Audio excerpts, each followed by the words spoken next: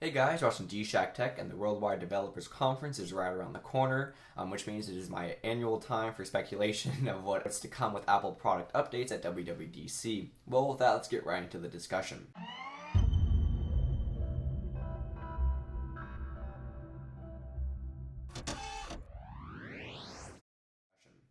So WWDC is about a week away. The rumor mills are on full throttle about iOS, new MacBook Pros, and possible iPhones. In this video, I'll not technically be discussing the rumors necessarily, but more about what I personally want and what I think they should release or update.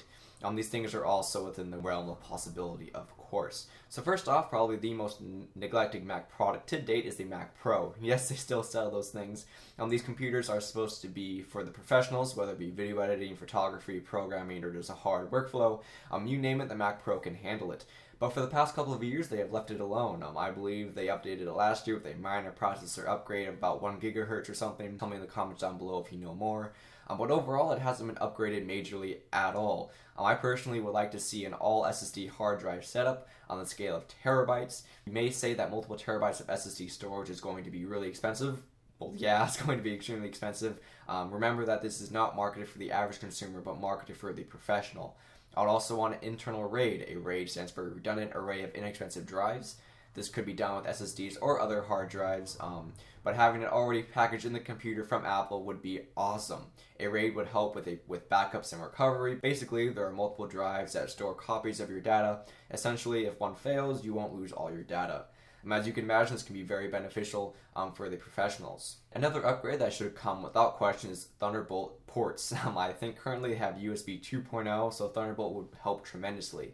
Aside from the usual spec upgrades of the processor and RAM, I think it should also come with a new redesign. I wouldn't want a total redesign, it's already a sexy computer in its own right, but maybe trim the fat a little bit, make it a little smaller with newer technologies and all that good stuff. And a side note, all that talk from Tim Cook and Apple at the D11 conference about this market being a post-PC era really ticks me off. You can say that all you want, and I see the iPhones and the tablets, but that doesn't mean you can just leave the heavy computing to the wayside, right?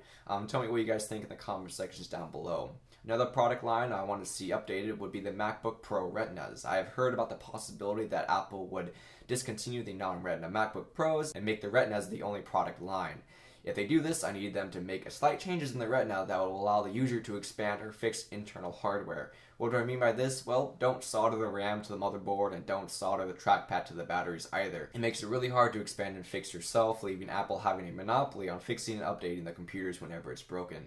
As a potential buyer of the MacBook Pro Retina after WWDC, one of my criteria is expandability within the MacBook Pro Retina, and I'm afraid they won't do this because of Apple's tradition of giving the consumer what they think we want. And finally, iOS 7. I'm sure you have all heard about the flat design with Johnny Ive and the end of skeuomorphic design with the 7th generation OS. Well, to tell you the truth, I could really not care less about the aesthetics of the OS. What I care about is the actual OS. I have already talked about this in previous videos. Check it out right here. And surely others have talked about it on here on YouTube. But in a short recap, a more informed home screen with widgets, updating information, better folder systems, more in-depth settings, quick menus, a possible theme implementation like we see in Winterboard Cydia. And now I know the chances of all this coming together in the new iOS 7 is slim to none, but one can hope, right?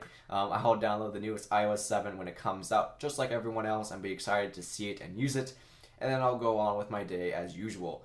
But if they make a radical change, not some marketing bullcrap that they always use, but actual fundamental change, now that would be pretty awesome to see. And finally, to bring a conclusion to this little rant of mine, is an observation that I have noticed on the rumor mills and other technology channels right here on YouTube.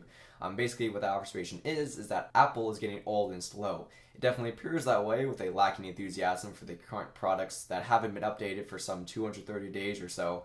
I think Apple needs to reinvigorate its users and its competition with a slew of new products, starting with the professionals with a new Mac Pro, and then its prosumer segment with a MacBook Pro Retina, and then its average consumer with its iOS 7, iPhones, and iPads. If they can do this, starting with WWDC, they can reclaim that mercurial position of a cultural pioneer they once had with Steve Jobs a couple of years ago. Well, that's pretty much it for this rant about Apple and what I want/need from the Worldwide Developers Conference this June of 2013.